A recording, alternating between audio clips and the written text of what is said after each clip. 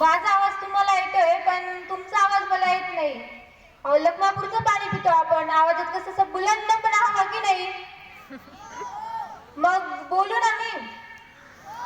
अरे हो की नाही, जोरात बोला, आवाज आला पाहिजे मला जोरात. शिवजयंती आहे ना आज, आवाज कसं जोरात हवा, जोरात बोला, हो की नाही? हा, माहिती आहे तुम्हाला कार्यक्रमाचा कंटाळा आलाय, कारण एका जागेवर 15-20 मिनिटं बसणं शक्य होत नाही, पण नॉनस्टॉप 15-20 मिनिटं बोलणंही सोपं नाही. म्हणून मी फक्त 20 ते 30 मिनिटं बोलते मोजकेच, पण असं बोलेल की प्रत्येक शब्द तुमच्या काळजापर्यंत गेला पाहिजे. मग बोलू ना मी? ठीक आहे. तर आज आपण एकच नाव ऐकत आहोत, ते म्हणजे छत्रपती शिवाजी महाराज. पण कोण होते छत्रपती शिवाजी महाराज? हो, बुलंद सह्याद्रीच्या अंगा खांद्यावर देव मस्तकी धरून जल्लोष करणारा वादळ म्हणजे छत्रपती शिवाजी महाराज. महाराष्ट्राच्या मुखातून निघणारा जल्लोष, महाघोष, महामंत्र म्हणजे छत्रपती शिवाजी महाराज. स्वाभिमानाचं अमृत पिऊन डौलात फडकणारा हा भगवा ध्वज म्हणजे छत्रपती शिवाजी महाराज. देव, देश आणि धर्माच्या रक्षणासाठी अविरत उभारलेली भवानी तलवार म्हणजे छत्रपती शिवाजी महाराज. 350 वर्षांनंतरही अगदी बालमुखातूनही निघणारा घोष म्हणजे छत्रपती शिवाजी महाराज. एक राजा जो रयतेसाठी जगला, एक योद्धा जो अन्यायाविरुद्ध लढला, एक नेता जो लोकहितासाठी झटला आणि एक असामान्य माणूस ज्यानं गुलामी नाकारून या स्वराज्याला जन्म दिला. असे स्वराज्याचे आराध्य दैवत श्री छत्रपती शिवाजी शहाजी भोसले यांना तुमच्या सर्वांच्या टाळ्यांच्या कडकट कडाटानं मानाचा मुजरा करते. साऱ्या जगाला दैवत्वाचा संदेश देणारे संत तुकोबाराय.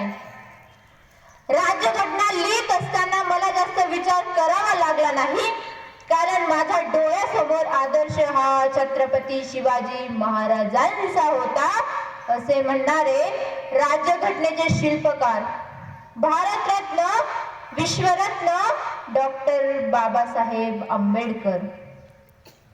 गोरगरिबांच्या घरापर्यंत शिक्षणाची गंगा पोहोचवणारे महात्मा ज्योतिराव फुले, कर्मवीर भाऊराव पाटील अशा सर्व महान विभूतींना मी मानाचा मुजरा करते. इतिहास सांगतो, आमच्या स्त्रीनं शत्रू तुडविला, राणी लक्ष्मीबाईनं झाशीचा किल्ला लढविला, आऊसाहेब जिजाऊंनी शिवछत्रपती घडविला, महाराणी ताराबाईंनी या महाराष्ट्र भूमीत औरंगजेब लढविला.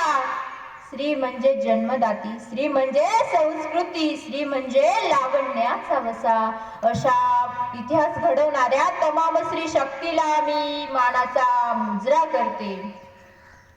मुलींनो, ज्या वयामध्ये तुमच्या आमच्यासारख्या मुली हातात आरसा बाहुल्या घेतात, त्याच वयात एका स्त्रीनं हातात तलवार घेतली आणि या मातीला एक छत्रपती बहाल केला, त्या स्वराज्य जननी माँसाहेब जिजाऊ. स्वराज्याचे देखणं स्वप्न पाहणारे स्वराज्य संकल्पक शहाजीराजे भोसले. पाहुणी पराक्रम शंभूंचा दिल्लीच्या तख्ताचा कडा कंपला, पाहुणी पराक्रम शंभूंचा दिल्लीच्या तख्ताचा कडा कंपला, त्याच छत्रपतींच्या छाव्यानं मातीसाठी रणांगणात रक्ताचा सडा शिंपला. असे धर्मवीर छत्रपती संभाजी महाराज यांना नतमस्तक होते. येथे जमलेल्या सर्वांचे मी स्वागत करते. मी शिवकन्या, शिवव्याख्याती भूमिका कापडणीस आपल्या समोर आज विषय मांडते की आमचे आईबाप आणि आमची तरुण पिढी. हे अल्लाह, हे अल्लाह, दुश्मन दिया भी तो कौन दिया, शिवा भोसले जैसा दिया, तेरे जन्नत के दरवाजे खुले रखना खुदा, क्योंकि दिलदार दुश्मन तेरे पास आ रहा है. जेव्हा महाराजांचा मृत्यू झाला तेव्हा औरंगजेबाने काढलेले हे उद्गार, औरंगजेबाचा मामा शास्त्री खान म्हणतोय, उस दिन शिवा ने सिर्फ मेरी उंगलियां ही नहीं काटी, बल्कि मेरी ताकत और मेरे घमंड को चूर चूर कर दिया. और मैं नींद में भी शिवा से मिलना नहीं चाहता. एवढे भय महाराजांबद्दल शत्रूच्या मनात होते. महाराजांनी शाहिस्तेखानाची बोटे छाटली. बोटे छाटून महाराज निघून गेले आणि शाहिस्तेखानाच्या बहिणीची मुलगी हरवली. शाहिस्तेखानाची बहीण शाहिस्तेखानाकडे धावत पळत आली आणि म्हणाली, भाई साहब, वो मराठों का सिवा मेरी बेटी को उठा के ले गया. शाहिस्तेखान म्हणाला, बहना, तेरी बेटी यही कहीं होगी, क्योंकि वो मराठों का सिवा किसी की गर्दन मरोड़ सकता है, किसी की उंगलियां काट सकता है, पर किसी की बहू बेटी को उठा के नहीं ले जा सकता. शत्रूलाही महाराजांबद्दल एवढा विश्वास होता, एवढा आदर होता. याचे कारण त्यांचे कार्यथोर आणि मा जिजाऊंचे संस्कार. आता बघा, आपल्या घरातल्या प्रत्येक माते पित्याला वाटतं की आमच्याही घरात शोभा जन्माला यावी, आमच्याही घरात जिजाऊ जन्माला याव्या. पण अरे कसं घडतील शोभा, कसे घडतील जिजाऊ? कारण आमच्या घरात तर माणसं राडीच नाहीये. आमच्या घरात आहेत ना, आहेत मॉम, मम्मी.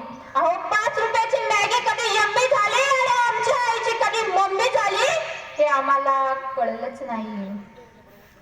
पूर्वी जेव्हा शिवराय लहान होते तेव्हा जिजाऊ शिवरायांना राम, कृष्ण, भीम यांच्या गोष्टी सांगत शिवरायांवर चांगले संस्कार करण्यासाठी त्यांना ज्ञानाचे धडे देत. पण आज आमच्या घरातली परिस्थिती उलट आहे. संध्याकाळ झाली की आमची आई म्हणते, चल ग ताई, टीव्ही लाव, शनायाची सिरियल आली असेल. बरोबर ना मुलींना? मुली हसल्या, बरोबर. आमची माता टीव्ही समोर बसतीये, मालिका बघतीये, त्याचं अनुकरण करतीये. मग सांगा ना, कसे होतील संस्कार? पूर्वी एकत्र कुटुंब पद्धती होती. आई वडील, भाऊ बहीण, काका काकू, लहान मोठी सगळी भावंडे सगळी एकत्र बसायची. जेवताना चर्चा घडायची. आपल्या घरातली वाटीभर भाजी शेजारच्या घरी दिली जायची. पण आज आम्ही विभक्त कुटुंब पद्धतीचा स्वीकार केला. आमच्याच म्हाताऱ्या आई वडिलांचं बोलणं आम्हाला कमीपणाचं वाटू लागलो, कारण आम्ही सुशिक्षित झालो. शिक्षणाच्या नावाखाली आम्ही आमच्याच आई वडिलांचा अपमान करू लागलो. त्या बापानं मुलाला वाढवलं, मोठं केलं, त्याला नोकरी लागली, मग छोकरी मिळाली आणि तिच्याच नादात तो पोरगा आई वडिलांना कधी विसरला ते त्या वृद्धांना कळलंच नाही. बघा, आजकाल एकच चर्चा रंगती की मुली परधर्मीयांसोबत लग्न करून पळून जातात. बरोबर? हे का? कारण त्यांच्यावर संस्कार करणाऱ्या आई वडिलांनाच आम्ही घराच्या बाहेर काढलंय. श्रद्धा वालकर हे प्रकरण तर तुम्ही सगळ्यांनी ऐकलंच असेल. त्या बापानं त्या पोरीला 20 वर्ष फुलाप्रमाणे जपलं आणि 2 दिवस येऊन गोड बोलणाऱ्या मुलासोबत ती निघून जाते. आणि जेव्हा तिचे 35 तुकडे होतात तेव्हा त्या बापाला काय वाटलं असेल हो? आपला देह एवढा स्वस्त नाही की कोणी येईल आणि आपले 35 तुकडे करेल. अनमोल आहे हा देह. एक मुलगी आपल्या बापाला सांगते की बाबा, तुम्ही मला बाहेर जाऊ देत नाही, कुठे लांब फिरायला जाऊ देत नाही, सतत माझ्यावर लक्ष ठेवून असतात. पण दादाच्या बाबतीत असं तुम्ही कोणतंच बंधन घालत नाही. कारण का? तो मुलगा आहे म्हणून आणि मी मुलगी आहे म्हणून का? बापानं दिलेलं उत्तर नीट ऐका की बेटा, तुला लोहाराचं दुकान माहितीये का ग? त्याच्या बाहेर कसं ते लोखंड पडलेलं असतं बघ. ऊन, वारा, पाऊस काहीही लागलं तरी त्या लोखंडाला मात्र काहीच होत नाही, असं तुझ्या दादाचं आहे. आणि तुला सोनाराचं दुकान माहितीये का?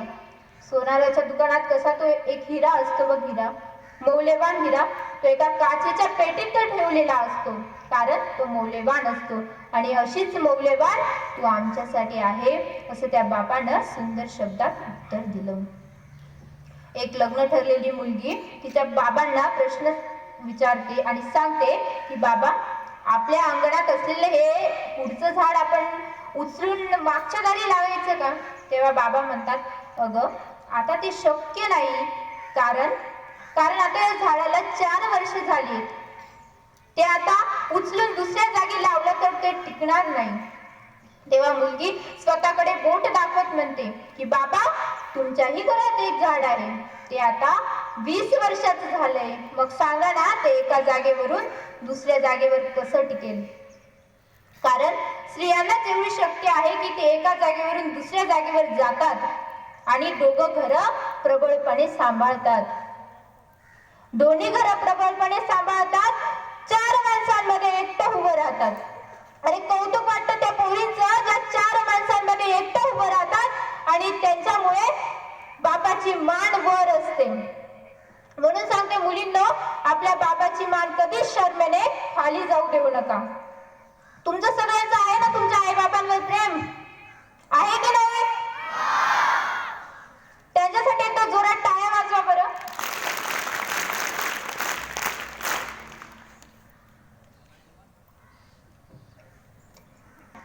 आता तुम्ही कार्यक्रम संपवून घरी जाल, बरोबर? हो की नाही?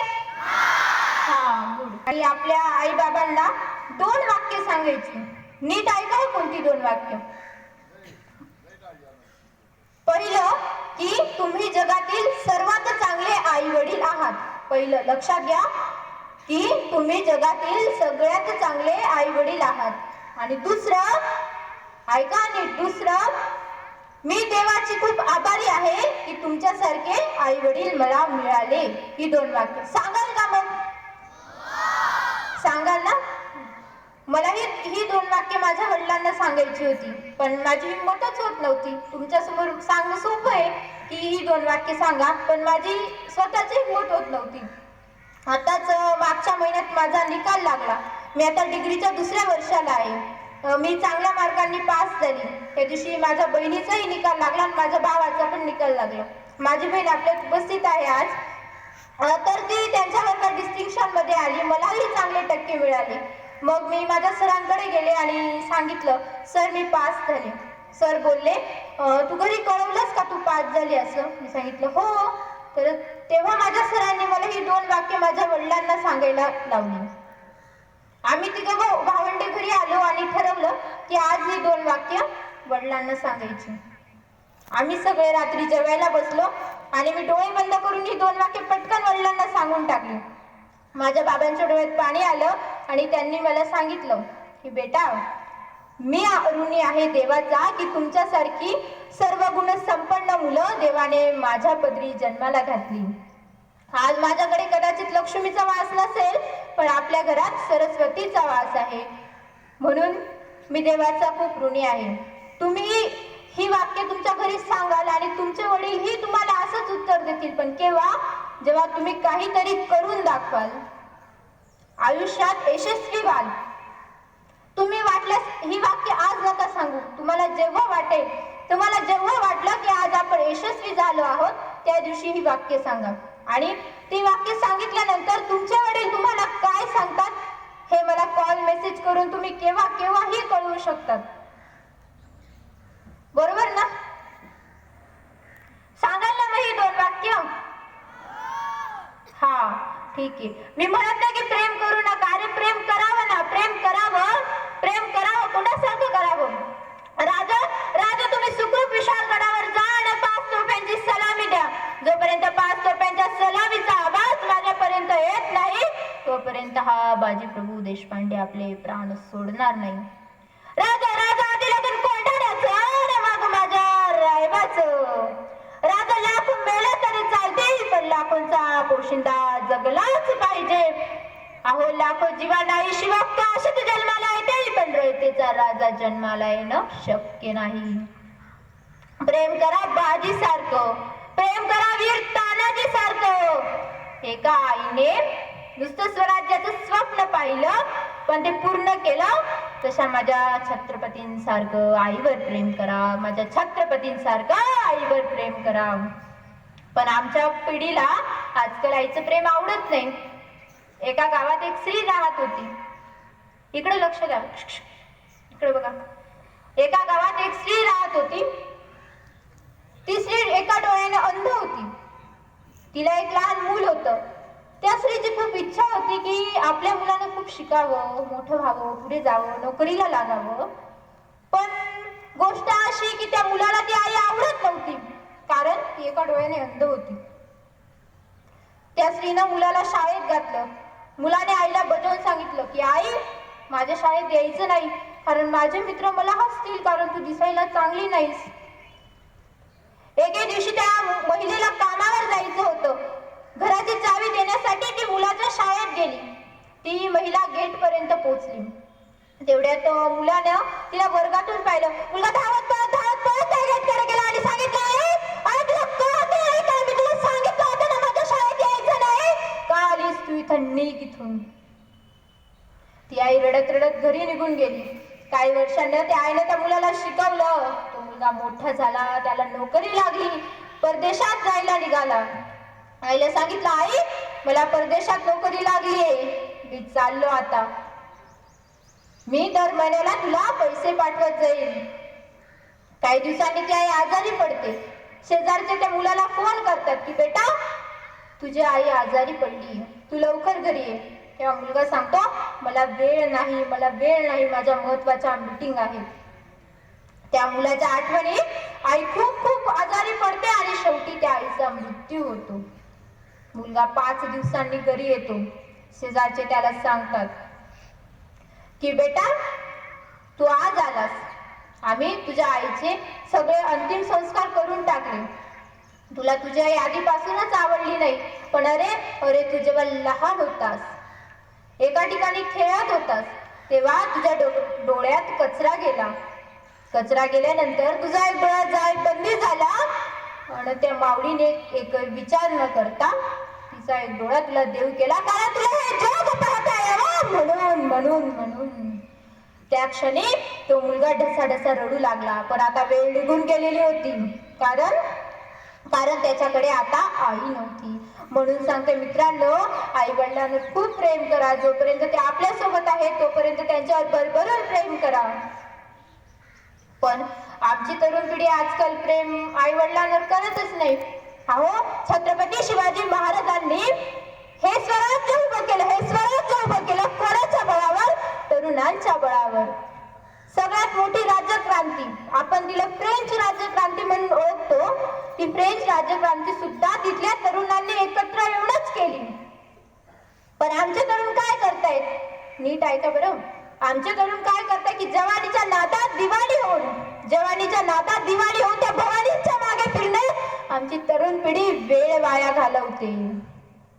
आमचं 10वी 12वीचं पोरगा आजकाल प्रेमात पडतो आणि आम्ही स्टोरी टाकतो इंस्टाला, क्योंकि तुम ही हो अब तुम ही हो. कोणापर्यंत मग हसले. नंतर 2-3 महिने तेच चालतो. त्याच्यानंतर स्टोरीची थीमच बदलून जाते. नंतर मग अच्छा सिला दिया तूने मेरे प्यार का, बरोबर, अच्छा सिला दिया तूने मेरे प्यार का. तिकडून स्टोरी येते, तू भी रोएगा माही, तू भी रोएगा. आमची पोरं आजकाल व्हॅलेंटाईन डे साजरा करतात. कधी असतो रे पोरांना व्हॅलेंटाईन डे? 14 फेब्रुवारी, बरोबर. मागून आवाज आला बघा, 14 फेब्रुवारी. पण त्याच दिवशी 14 फेब्रुवारीला व्हॅलेंटाईन डे असतो. पण त्याच दिवशी पुलवामा हल्ले शहीद झालेल्या जवानांना आपण श्रद्धांजली देतो का? आम्ही ज्या युट्यूबवर व्हिडिओ बघतो, रील्स बघतो, त्या युट्यूबचं लॉन्चिंग सुद्धा 14 फेब्रुवारी 2005 रोजी झालंय. हे कोणाला माहिती आहे का? नाही. कारण आमच्या डोक्यात एकच, 14 फेब्रुवारी म्हणजे व्हॅलेंटाईन डे. पण दादांनो, हा आपला इतिहास नाही. जर तुम्हाला कोणी प्रश्न विचारला की तुम्ही कोणाच्या देशातून आला आहात, तर त्याला छातीत ठोकून उत्तर द्यायचं की ज्याने मरणालाही लाजवलं आणि आलेल्या मरणालाही जगायला शिकवलं, अशा छत्रपती शिवाजी महाराज आणि धर्मवीर छत्रपती संभाजी महाराज यांच्या महाराष्ट्रातून आम्ही आलो आहोत. हा आमचा इतिहास आहे, ही आमची प्रेरणा आहे. हा आमचा इतिहास, ही आमची प्रेरणा. माँसाहेब जिजाऊंनी सांगितलं की महाराष्ट्रातली स्त्री ही देवदेवता आहे. पण त्या महाराष्ट्रातल्या मर्दमावळ्यांनी आज शिवजयंतीच्या शिवपर्वावर डॉल्बी डीजे लावायला चालू केली. शिला जवान झाली, पिंकी पैशावाली झाली, मुन्नी बदनाम झाली. अरे, मुलगी जन्माला आल्यावर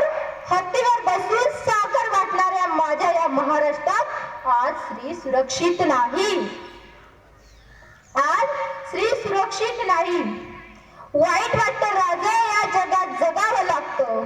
वाईट वाटतं राजे, या जगात जगावं लागतं. आई बहीण कुणीच राहिली नाही राजे इथे नाती. शासन करणाऱ्या तलवारींचीच राजे इथे गंजून गेली पाती.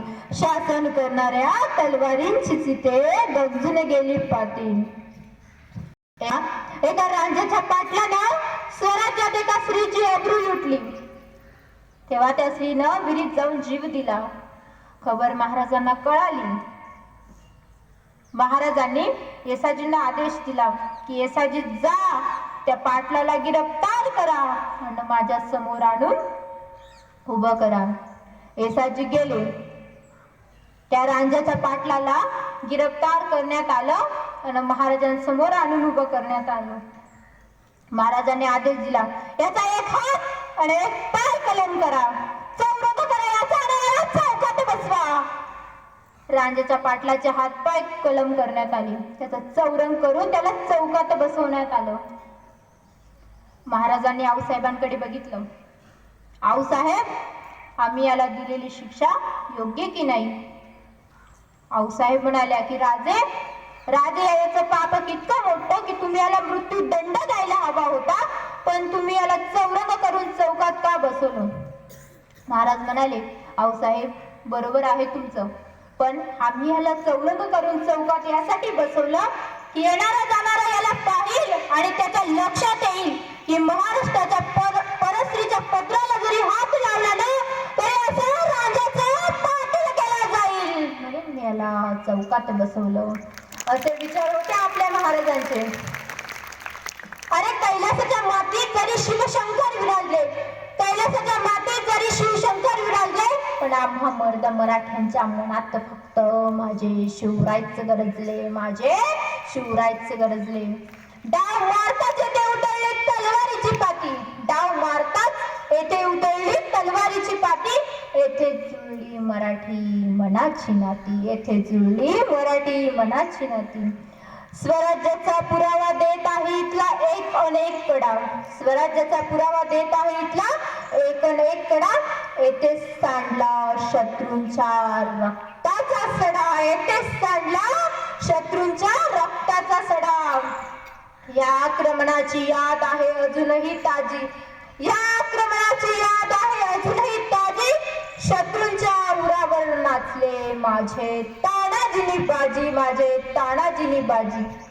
अफजल खानाचा वाढता पुरंदर काळीच माझं मोडूप आहे, अफजल खानाचा वाढता पुरंदर काळीच माझं मोडूप आहे. सांगा सांगा ओरडून त्यांना, हे राज्य माझ्या शिवरायाचं आहे, हे राज्य माझ्या शिवरायाचं आहे. छत्रपती शिवाजी महाराजांनंतर एका सामान्य माणसाची असामान्य ताकदीचा अंदाज जर आपल्याला घ्यायचा असेल तर उत्तम उदाहरण म्हणजे मनोज दादा जरांगे पाटील.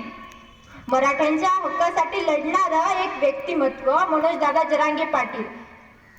त्यांनी मोर्चा काढलेल्या मोर्चाला, त्यांनी केलेल्या उपोषणाला आपण एकदा जोरात टाळ्या वाजून शुभेच्छा देऊया बरं त्यांना. ज्यांना खरोखरच व्याख्यानाची आवड आहे आणि ते माझं म्हणजे आता मागे जरी जे उभे ते एकदम कान देऊन व्यवस्थित ऐकताय, ज्यांना खरोखर त्यांच्या डोक्यात चालू आहे, आपल्यात आहेत अशी घड्याळ बघणारे, शोधायचे काही घड्याळ बघणारे बरं. हा, आता मी घोषणा देते, नीट ऐका, जय म्हणायचं. छत्रपती शिवाजी महाराज की, धर्मवीर छत्रपती संभाजी महाराज की, जय भवानी. छत्रपती शिवाजी महाराज की, परमपूज्य सलाम बापू की. सापडले घड्याळ बघणारे, सापडले. नीट लक्ष देऊन ऐका मुलांना, हे रोज ऐकायला भेटणार नाही आपल्याला. बोलू ना मी का थांबू? बोलू ना, ठीक आहे. तर हे हिंदवी स्वराज्याचं स्वप्न हे साधं सुद्धा स्वप्न नव्हतं, खूप मोठं स्वप्न होतं आणि महाराजांनी ते खरं करून दाखवलं. छत्रपती शिवाजी महाराज सुद्धा आपल्यासारखेच एक सामान्य माणूस होते. झालं इकडे बघा, इकडं. छत्रपती शिवाजी महाराज हे सुद्धा एक सामान्य माणूसच होते. मग त्यांनी हे स्वप्न खरं करून दाखवलं. म्हणून सांगते, स्वप्न बघायला शिका. मोठी स्वप्न पहा पोरांनो, मोठी स्वप्न. तो न्यूटन तेव्हा सफरचंदाच्या झाडाखाली बसला. तेव्हा जर त्याला प्रश्नच पडला नसता तर आज गुरुत्वाकर्षणाचा शोध लागला नसता. न्यूटनने ते फळ खाऊन घेतलं असतं. हे वरूनच का पडलं हे त्याला जेव्हा कळलं नसतं तेव्हा गुरुत्वाकर्षणाचा शोधच लागला नसता. न्यूटन त्या झाडाखाली बसला. त्याला प्रश्न पडला की वरूनच का पडलं, वरूनच का पडते. त्याचा जिज्ञासू स्वभाव त्याला गप्प बसू देत नव्हता. आणि शेवटी शोध लागला, हे वरून का पडलं. आणि तेव्हा गुरुत्वाकर्षणाचा शोध लागला आणि संपूर्ण जग बदललं. फक्त न्यूटनला एक प्रश्न पडला म्हणून. पण आमच्या मुलांना तो प्रश्न पडतच नाही. इथं बसलेले शिक्षक आता वर्गात शिकवतात. मुलांना विचारतात, काय रे पोरांनो समजलं का. आमचे पोरं फक्त माना डोलवतात. ते समजो अगर ना समजो. बरोबर, हो डोलवली मान. आता बघा, तुमच्यापैकी एखादं बसलेलं पोरगं ते न्यूटनच्या जागेवर असतं आणि ते फळ जर वरून पडलं असतं आधी त्याला इकडं तिकडं पाहिलं असतं. आहे का कोणी, नाहीतर खाऊन घेतलं असतं. प्रश्न पडणं तर लांबचीच गोष्ट. आणि त्यातूनही एखाद्याला जर प्रश्न पडलाच असता त्यानं जाऊन आपल्या बाबांना विचारलं असतं की बाबा हे फळ वरूनच का पडलं. बाप बोलला असता, खा ना ग, तुम आम खाओ ना, गुठले की गिनते हो. संपली आमची जिज्ञासा, तिथे संपली. मारून टाकला आम्ही त्या जिज्ञासीला. म्हणून सांगते पोरांना, प्रश्न पडू द्या. प्रश्न, हे जग कुठून निर्माण झालंय, हे जग पुढे कुठून गेलंय, कसं गेलंय. कारण जेव्हा प्रश्न पडला त्या प्रश्नाचं उत्तर शोधलं आणि त्या उत्तरातून एवढा विकास झाला. म्हणून प्रश्न पडू द्या. शिवाजी महाराजांचा स्वभाव सुद्धा खूप जिज्ञासू होता. महाराजांनी सुरतवर हल्ला केला. इंग्रज सुरत मध्ये राज्य करत होते. इंग्रजांच्या बकरीत महाराज शिरले. तिथे सोन्या नाण्या पैसा सगळं सगळं काही होतं. पण महाराज हुशार. महाराजांनी त्या सोन्याकडे बघितलं नाही. महाराजांना वाटलं इंग्रज खूप कुशाग्र बुद्धीचा आहे. तेव्हा महाराजांनी ठरवलं की इथं काहीतरी सापडेल, आपल्याला सोनं नाणं सोडून दुसरं काहीतरी सापडेल. महाराजांची जिज्ञासू नजर इकडे तिकडे फिरविरू लागली. महाराज इकडे तिकडे बघू लागले आणि सापडलं महाराजांना एक यंत्र सापडलं. महाराजांनी सोना नाणं पैसा सगळं काही सोडलं आणि ते यंत्र उचलून महाराज बाहेर आले. आता यंत्र तर सापडलं, पण मग आता हे यंत्र कशाचं हेच महाराजांना माहित नव्हतं. महाराजांनी इंग्रजांनाच पत्र लिहिलं की आम्ही तुमच्याकडे काल तो छापा टाकला बघा, तिथे आम्हाला एक यंत्र सापडलं, पण ते यंत्र कसलं ते सांगता का जरा. इंग्रज हुशार, इंग्रजांनी सांगितलं नाही. महाराजांचा जिज्ञासू स्वभाव. महाराजांनी शोध लागला आणि शोध लागला की ते यंत्र छपाई यंत्र आहे, छपाई करण्याचं छपाई यंत्र. आता ते छापाई यंत्र आहे हे तर कळलं, पण मग आता यंत्र चालू कसं करायचं. महाराजांनी खूप प्रयत्न केला ते यंत्र चालू करण्यासाठी, पण महाराज अपयशी ठरले. महाराज जेव्हा सुरतहून निघाले तेव्हा ते यंत्र महाराजांनी सुरत मधल्या भीमजी पारेख नामक एका व्यक्तीकडे दिलं आणि सांगितलं की हे यंत्र चालू करा, छपाई सुरू करा, ग्रंथ छापले जातील, ज्ञान वाटलं जाईल आणि आपला महाराष्ट्र पुढे जाईल. भीमजी पारेखांनी ते यंत्र चालू केलं. ते यंत्र चालू झाल्यानंतर हिंदुस्थानातला पहिला छापखाना सुरत मध्ये सुरू झाला आणि तो छत्रपती शिवाजी महाराजांनी सुरू केला. आजही तो छापखाना तिथे आहे. त्याचे जनक छत्रपती शिवाजी महाराज आहेत. त्या छापखान्याचं नाव आहे श्री शिवाजी छापखाना. हे त्या छापखान्याचं नाव. बघा मित्रांनो, महाराजांचा स्वभाव एवढा जिज्ञासू होता. अशी जिज्ञासा प्रत्येक व्यक्तीकडे असली पाहिजे, हो की नाही. अरे लक्ष्मापूरकर आवाज येऊ दे ना, हो की नाही. आता पाश्चात्य देशांमध्ये एक कल चाचणी घेतली जाते विद्यार्थ्यांचे गुण तपासण्यासाठी, आणि ती कल चाचणीवरून ठरवलं जातं की हा करिअर कोणत्या साईडला करेल नेमकं. पण दुर्दैवाने तो प्रकारच आमच्या महाराष्ट्रात काय आमच्या भारतातच तो प्रकार नाही. ज्याला सचिन तेंडुलकर व्हायचंय, पोरांनो इकडे लक्ष द्या ना, सरळ बसा बरं. ज्याला सचिन तेंडुलकर व्हायचंय त्याला आम्ही गणितातली प्रमेय सोडवायला सांगतो. ज्याला खरोखरच भूगोलाची आवड आहे त्याला आम्ही इतिहासाचं पुस्तक धरून बसवतो. ज्याला खरोखरच गणित आवडतं त्याला आम्ही लता मंगेशकर व्हायला सांगतो. आपल्यातले नैसर्गिक गुण ओळखा, त्यानुसार पुढे जा. बरोबर ना? आपल्यातले नैसर्गिक गुण ओळखायला शिका. जेव्हा शिवराय 12 वर्षाचे होते, किती वर्षाचे? 12 वर्षाचे होते, तेव्हा शहाजी राजे आणि माँसाहेब जिजाऊ यांची इच्छा होती की आपलं एक स्वतःचं राज्य निर्माण व्हावं, आपण रयतेची सेवा करावी. 3 प्रयत्न केले शहाजी राजांनी, पण तिन्ही अपयशी झाले. तिन्ही प्रयत्न अपयशी झाले.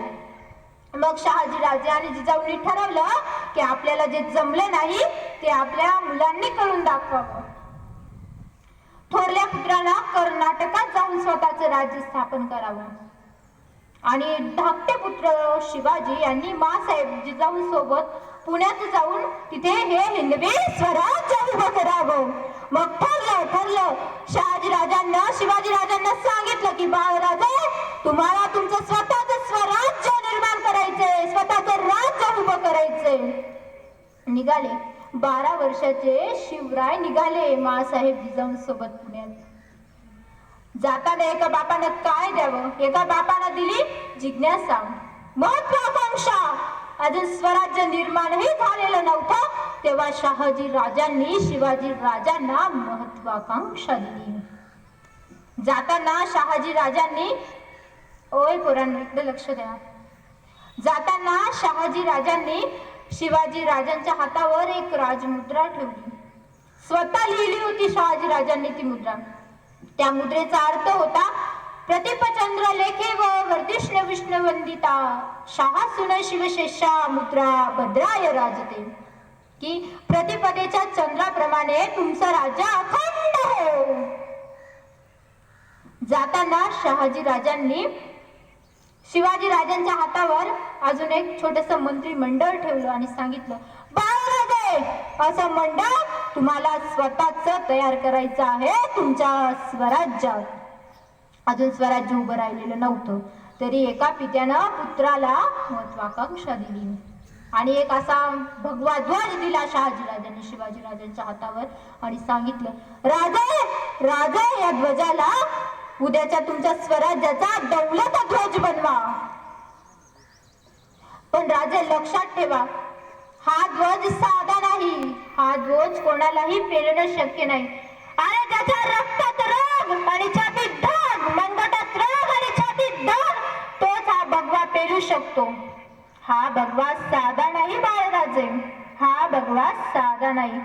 हा भगवा श्रीकृष्णांचा, हा भगवा प्रभू श्री रामचंद्रांचा, हा भगवा त्यागाचा, शौर्याचा, पराक्रमाचा, हा भगवा वारीला जाणारा रामकृष्ण हरी वारीला जाणारा प्रत्येक वारकऱ्याचा, हा भगवा शौर्याचा, पराक्रमाचा, अस्मितेचा. बाळराजे हा भगवा तुमच्या स्वराज्यावर फडकलाच पाहिजे. हा भगवा फडकू द्या राजे, फडकू द्या. भगवा स्वराज्यात फडकलाच पाहिजे. म्हणून हा भगवा ध्वज आज स्वराज्यात फडकलेला आहे. एक पुत्र आपल्या आई वडिलांचं स्वप्न पूर्ण करतो. एक पिता स्वप्न देतो आपल्या मुलाला आणि आपला मुलगा ते स्वप्न पूर्ण करण्यासाठी पहिल्या दिवसापासून तर शेवटच्या दिवसापर्यंत स्वतःच्या जीवाचं रणांगण करून घेतोय. याला म्हणतात हो जिज्ञासा. एकदा जोरात टाळ्या शिवरायांसाठी होऊ.